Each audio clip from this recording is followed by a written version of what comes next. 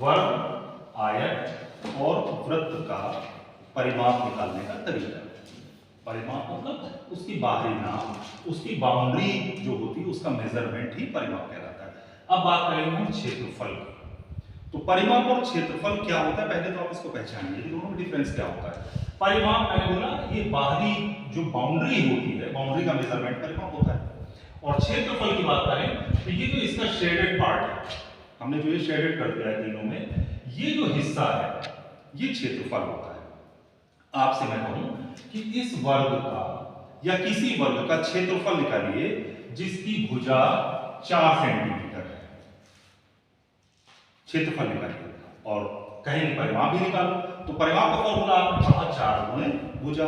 और क्षेत्रफल की बात अगर करें तो क्षेत्रफल होता है वर्ग का भुजा गुणे भुजा, और भुजा गुणे भुजा मतलब भुजा का होल स्क्वायर। तो वर्ग का परिमाप बराबर होता है भुजा का स्क्वायर।